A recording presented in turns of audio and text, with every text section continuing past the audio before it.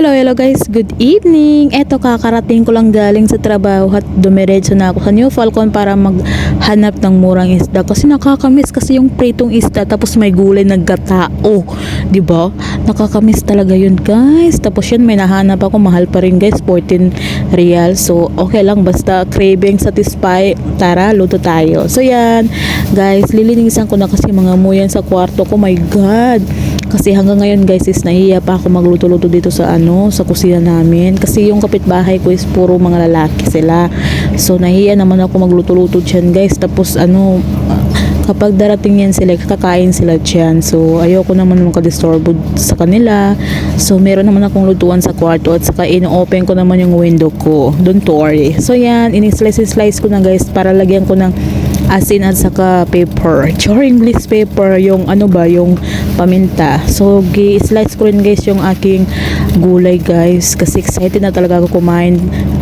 Halata ba guys kasi yung uniform ko nandiyan pa rin, hindi pa ako nakabihis ng uniform kasi nga gusto ko kasi is matapos ko na ito i-slice guys kasi pag mag-upo ako dyan sa kwarto ko nako abutan tayo ng alas 10 dito, hindi pa tayo nakaluto kasi nga kapag magsimula na ako manood ng mga video ganyan is wala na guys, tinatamad na ako magluto-luto.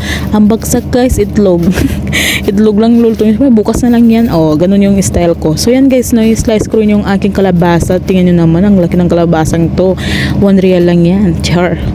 At mahal din yung 1 real, nasa 15.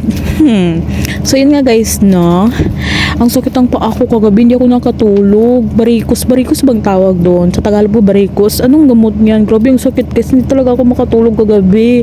Grabe lahat, ginawa ko ng position guys. Tinaas ko pa yung paa ko. Grabe ang sakit talaga. Gawa siguro ng pagtayo-tayo yun guys, diba? So yan, nagprito na ako guys.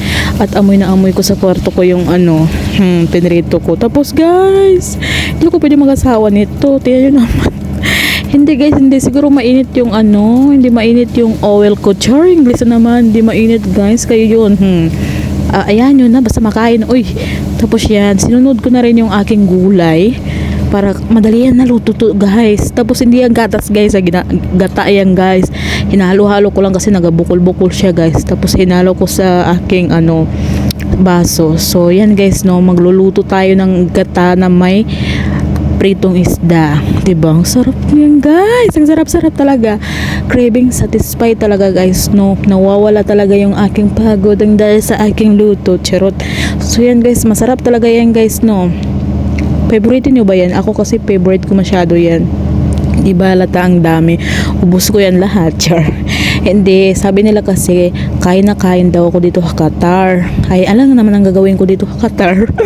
alam nga naman anong gagawin ko.